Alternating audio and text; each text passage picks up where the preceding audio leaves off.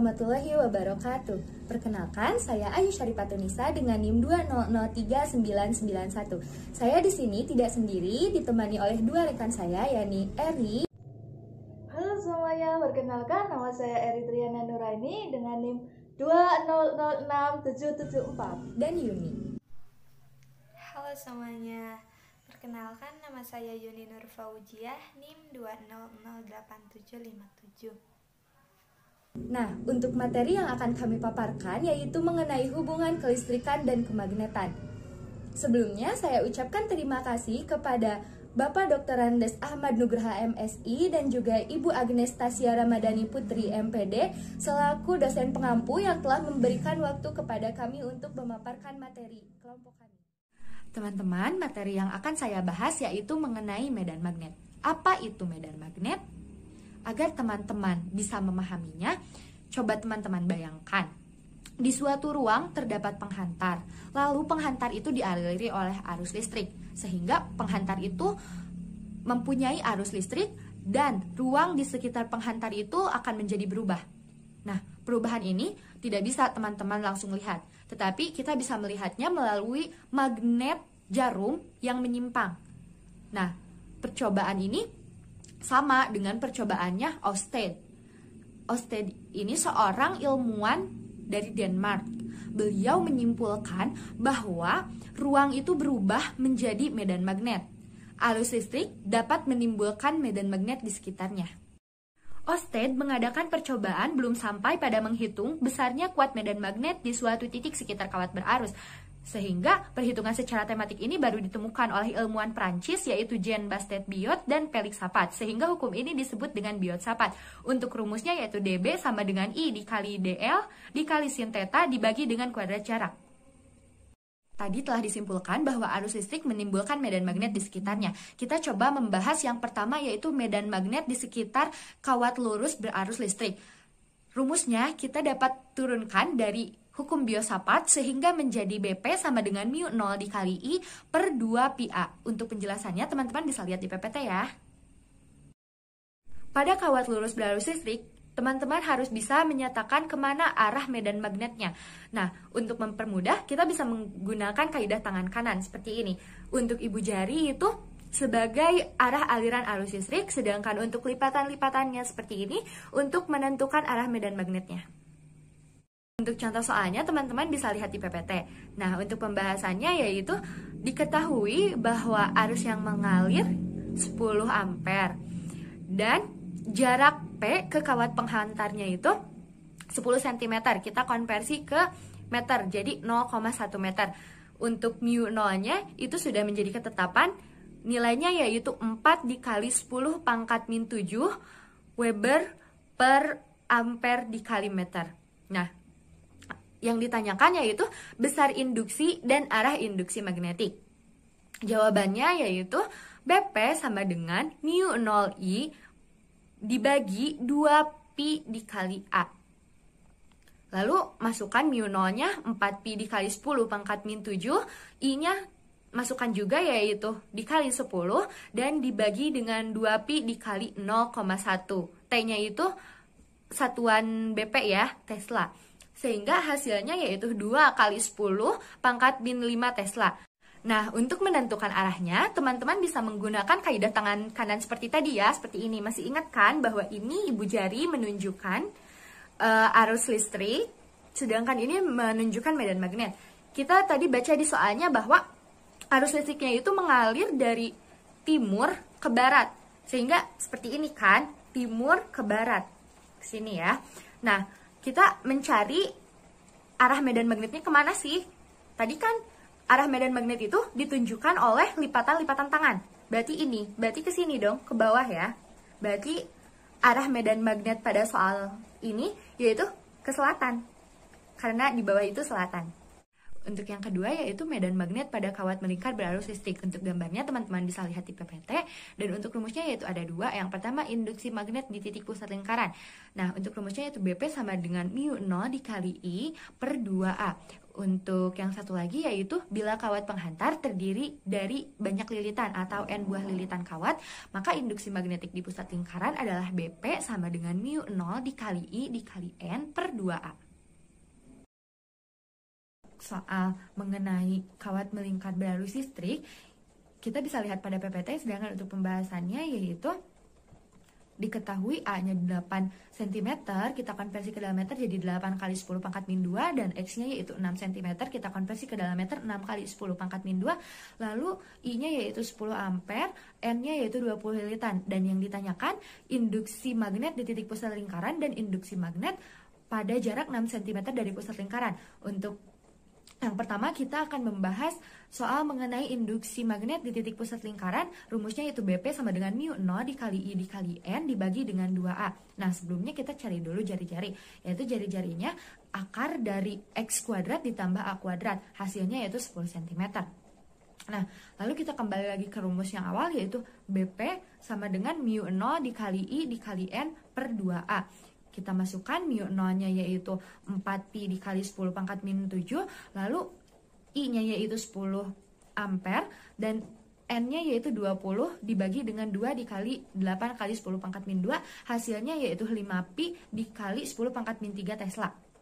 Nah, jadi induksi magnet di titik pusat lingkaran yaitu 5pi dikali 10 pangkat min 3 Tesla. Untuk soal yang kedua yaitu mengenai induksi magnet pada jarak 6 cm dari pusat lingkaran.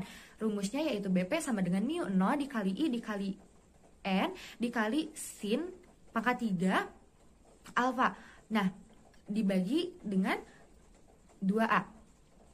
Untuk angka-angkanya masukkan saja, yaitu 4pi dikali 10 pangkat min 7 dikali 10 dikali 20 dikali 0,8 pangkat 3. 0,8 itu alfa, alfanya itu 57 derajat. Nah, dibagi dengan 2 dikali 8 dikali 10 pangkat min 2, sehingga hasilnya yaitu 2,54 pi dikali 10 pangkat min 6 Tesla. Jadi, induksi magnet pada jarak 6 cm dari pusat lingkaran yaitu 2,54 pi dikali 10 pangkat min 6 Tesla. Yang ketiga yaitu medan magnet pada solenoida. Apa sih solenoida itu?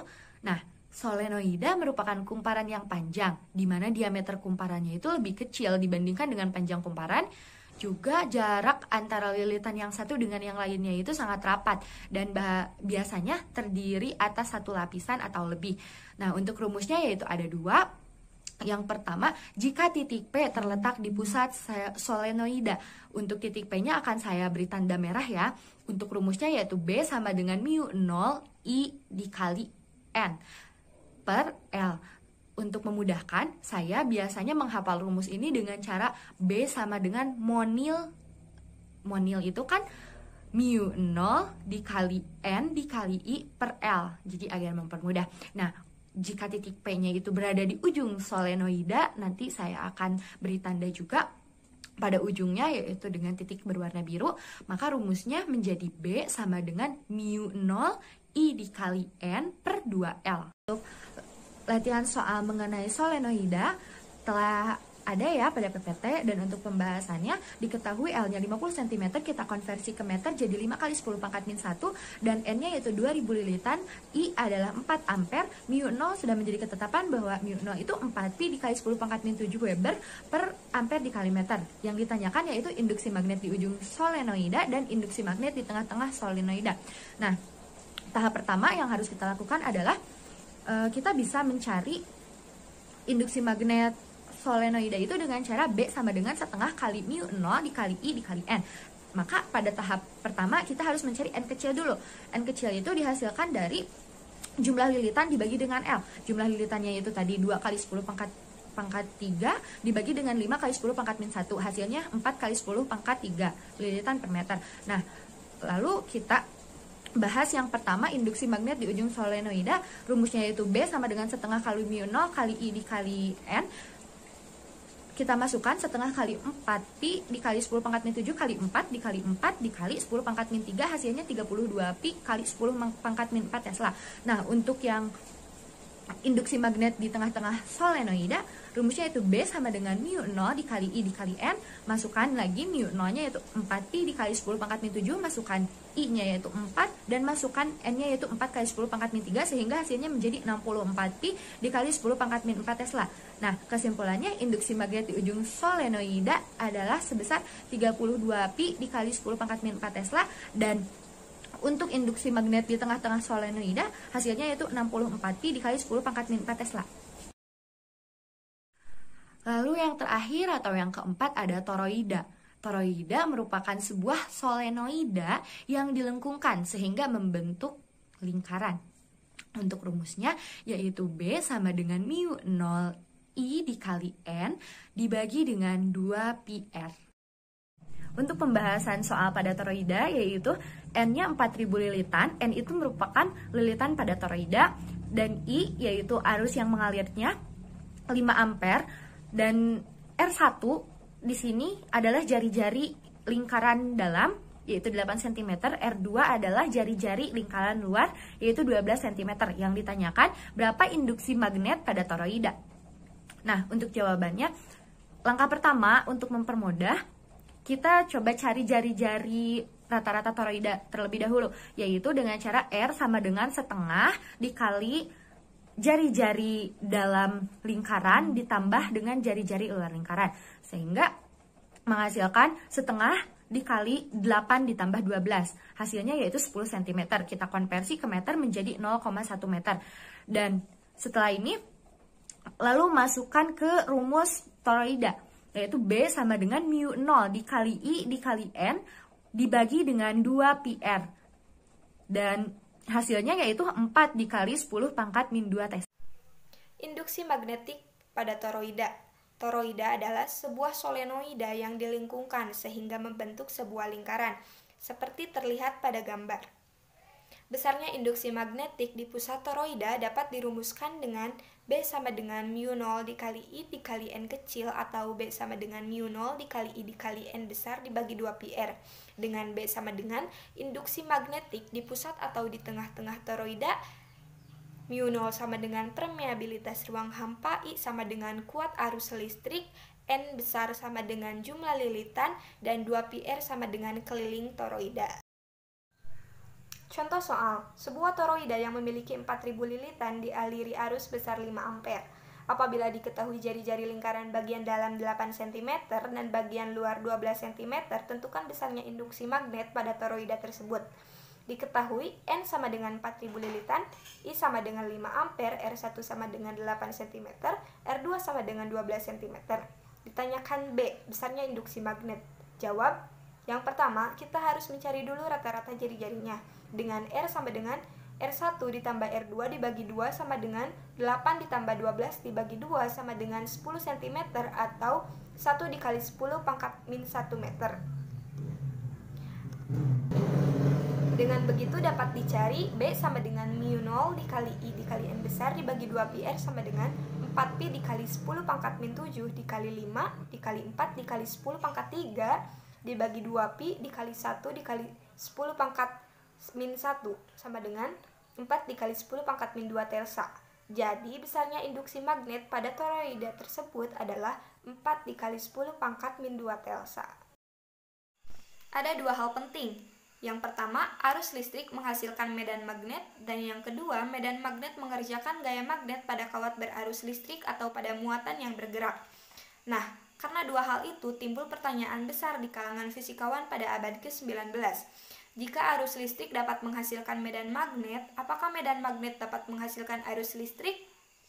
Salah satu fisikawan asal Inggris yaitu Michael Faraday sangat penasaran akan hal tersebut, sehingga beliau melakukan serangkaian percobaan yang kemudian percobaan yang dilakukannya disebut dengan percobaan Faraday. Melalui percobaan-percobaan yang dia lakukan, Faraday berhasil menunjukkan bahwa arus listrik dapat dihasilkan dari perubahan medan magnet. Peristiwa dihasilkannya arus listrik akibat dari perubahan medan magnet ini disebut dengan induksi elektromagnetik. Arus yang dihasilkan dari induksi elektromagnetik ini disebut dengan arus induksi. Penemuan induksi elektromagnetik ini sangat membantu perkembangan teknologi modern, terutama dengan ditemukannya generator dan transformator. Generator adalah alat penghasil energi listrik dari energi gerak, sedangkan transformator adalah alat yang mengubah tegangan listrik. GGL induksi, yang pertama flux magnetik. Flux magnetik dikemukakan oleh Michel Faraday untuk menggambarkan medan magnet. Ia menggambarkan medan magnet dengan menggunakan garis gaya, di mana daerah yang medan magnetnya kuat digambarkan dengan garis gaya rapat dan yang kurang kuat digambarkan dengan garis gaya yang kurang rapat. Untuk menyatakan kuat medan magnet, dinyatakan dengan lambang B yang disebut dengan induksi magnetik. Induksi magnetik menyatakan kerapatan garis gaya magnet, sedangkan flux magnetik menyatakan banyaknya jumlah garis gaya yang menembus permukaan bidang. Ada dua arah induksi magnet. Yang pertama, arah induksi magnet tegak lurus dengan bidang dapat dinyatakan dalam persamaan berikut. Flux magnet sama dengan B dikali A. Yang kedua, apabila arah induksi magnet tidak tegak lurus dengan bidang dapat dinyatakan dengan flux magnet sama dengan B dikali A dikali cos theta. Contoh soal, sebuah bidang seluas 200 cm² berada dalam medan magnet yang mempunyai kuat medan magnet sebesar 8 dikali 10 pangkat min 2 telsa. Tentukan flux magnetik pada bidang tersebut apabila garis normal bidang dengan garis gaya magnet membentuk sudut A 30 derajat, B 60 derajat, C 90 derajat. Penyelesaian, flux magnet sama dengan B dikali A dikali cos theta sama dengan 8 dikali 10 pangkat min 2 dikali 2 dikali 10 pangkat min 2 dikali cos 30 derajat sama dengan 16 dikali 10 pangkat min 4 dikali 1/2 akar 3 sama dengan 8 akar 3 dikali 10 pangkat min 4 Weber. Yang B dengan theta 60 derajat sama dengan B dikali A dikali cos 60 derajat sama dengan 8 dikali 10 pangkat min 2 dikali 2 dikali 10 pangkat min 2 dikali cos 60 derajat sama dengan 16 dikali 10 pangkat min 4 dikali 1/2 sama dengan 8 dikali 10 pangkat min 4 Weber. Yang C dengan theta 90 derajat sama dengan 16 dikali 10 pangkat min 4 dikali 0 sama dengan 0 Weber. Yang kedua, hukum Faraday. Michel Faraday berdasarkan percobaannya menyimpulkan bahwa besarnya GGL induksi yang timbul pada ujung-ujung kumparan tergantung pada kecepatan perubahan flux magnetik yang dilingkupinya. Kesimpulan ini lebih dikenal dengan bunyi hukum Faraday, yaitu besarnya GGL induksi yang timbul antara ujung-ujung kumparan berbanding lurus dengan kecepatan perubahan flux magnetik yang dilingkupi oleh kumparan tersebut.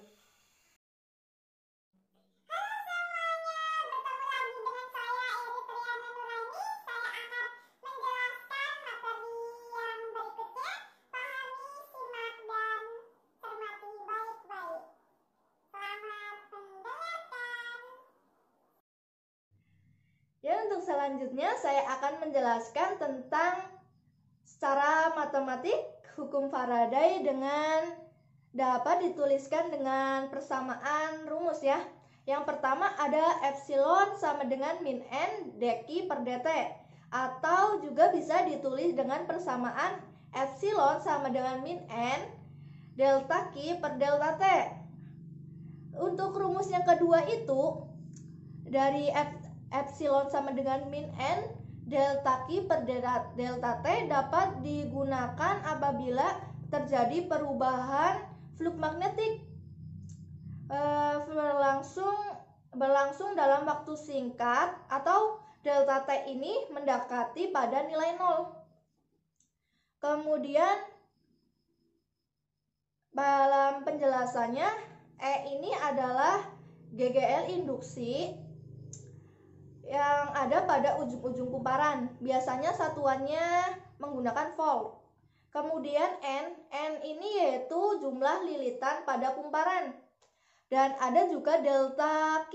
Delta Q ini adalah perubahan flux magnetik atau menggunakan satuan Weber atau WB. Kemudian ada delta T. Delta T ini adalah selang waktu perubahan flux magnetik, biasanya menggunakan satuan sekon. Kemudian ada deki per dt. Deki per dt ini adalah laju perubahan flux magnetik, satuannya menggunakan Weber sekon min 1. Kenapa ya ada perubahan flux magnetik? Itu dipengaruhi oleh apa? Padanya perubahan flux magnetik ini dipengaruhi oleh 3 faktor. Yang pertama, karena adanya luas bidang kumparan yang melingkupi garis gaya medan magnetik. Yang kedua, adanya perubahan induksi magnetiknya.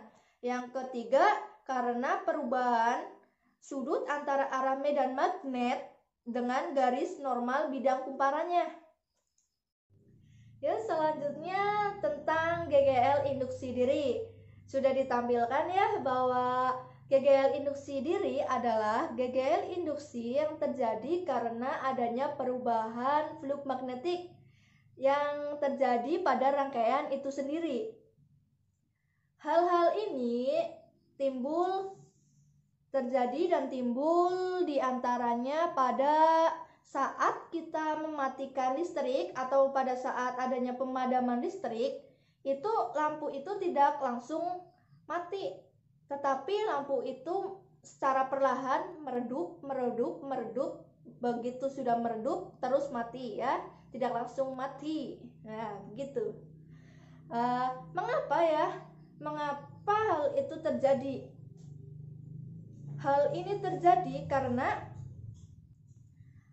timbulnya GGL induksi dalam sebuah kumparan yang dialiri arus bolak-balik, yaitu arus listrik yang besarnya selalu berubah-ubah, maka akan menimbulkan flux magnetik yang berubah-ubah terhadap waktu.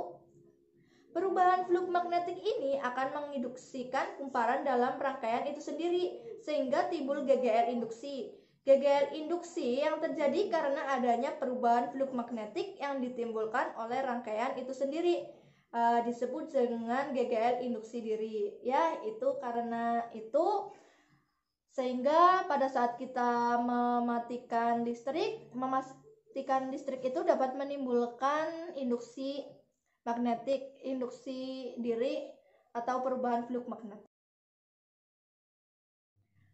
Selanjutnya tentang GGL induksi diri di dalam kumparan. Tentunya tadi sudah dijelaskan bahwa GGL induksi ini yang terjadi dalam kumparan seperti pada saat lampu menyala atau lampu pijar tiba-tiba dimatikan, tetapi lampu itu tidak langsung mati, melainkan meredup terlebih dahulu. Hal ini terjadi karena adanya di dalam kumparan. Namun untuk menentukan besarnya GGL induksi ini ada 2 rumus ya, sudah ditayangkan di sini bahwa epsilon sama dengan L dl per dt. Namun jika adanya perubahan kuat arus pada dl per dt yang bernilai konstan, akan menghasilkan sebuah persamaan, yaitu epsilon sama dengan min L delta L per delta T, atau sama dengan min L L2 min L1 per T2 per T2 min T1. Epsilon ini yaitu GGL induksi pada ujung-ujung kumparan yang satuannya yaitu volt. Kemudian ada L. L ini adalah induksi diri yang satuannya yaitu Henry. Kemudian ada L1. L1 ini adalah kuat arus pada keadaan mula-mula, satuannya yaitu ampere. Kemudian ada L2. L2 ini adalah kuat arus pada keadaan akhir. Satuannya sama, ampere. Kemudian ada delta T. Delta T ini adalah selang waktu perubahan kuat arus, satuannya yaitu sekon. Selanjutnya ada energi yang tersimpan pada kumparan. Energi yang tersimpan pada kumparan ini terjadi apabila arus yang mengalir diputuskan secara tiba-tiba. Maka dengan adanya perubahan flux magnetik menyebabkan timbulnya GGL induksi diri yang menimbulkan arus induksi diri pada kumparan, yang berarti dalam kumparan tersebut mengandung tersimpan energi. Dalam menentukan atau mencari seberapa besar energi tersebut, seberapa banyak energi tersebut, kita dapat mencarinya dengan sebuah rumus. Rumusnya sudah ada di sini dan penjelasannya, bahwa W sama dengan 1/2 L kapital kali L pangkat 2. W ini adalah energi yang tersimpan dalam kumparan dengan satuan Joule. Dan L kapital ini adalah induktansi diri kumparan yang satuannya yaitu Henry. Kemudian L ini yang kedua yaitu kuat arus yang mengalir dalam kumparan dengan satuan ampere.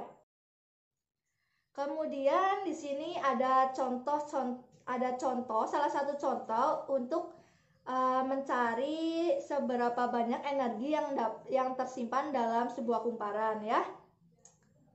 Dapat dilihat di sini ya bahwa sebuah induktor mempunyai induktansi diri sebesar 0,5 H. Apabila pada induktor tersebut dialiri kuat arus listrik sebesar 10 ampere, berapakah besarnya energi listrik yang tersimpan pada induktor tersebut? Diketahui ya, yang pertama kita menemukan beberapa satuan dari energi tersebut. Yang pertama kita menemukan L kapitalnya yaitu sebesar 0,5 H. Kemudian ada L pangkat 2 yaitu sebesar 10 ampere. Hal tersebut dapat dimasukkan ke dalam rumus. Rumusnya yaitu W sama dengan 1/2 L kali L pangkat 2. 1/2 dikali 0,5 H dikali 10 pangkat 2 itu hasilnya adalah 25 Joule. Kemudian ada induktansi diri pada solenoida dan toroida. Sudah dijelaskan bahwa solenoida adalah kumparan yang panjang, sedangkan toroida adalah sebuah solenoida yang dibentuk melingkar.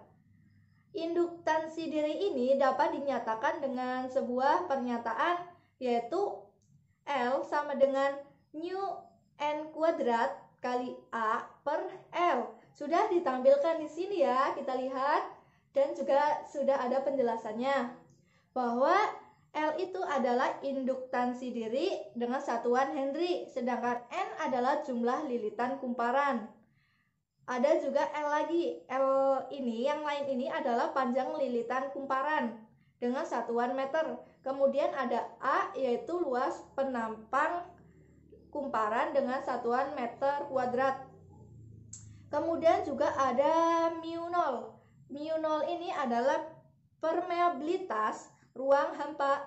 Kemudian ada mu tanpa adanya nol. Ini adalah permeabilitas bahan di mana mu sama dengan mu R dikali mu nol. Dengan mu R adalah permeabilitas relatif bahan.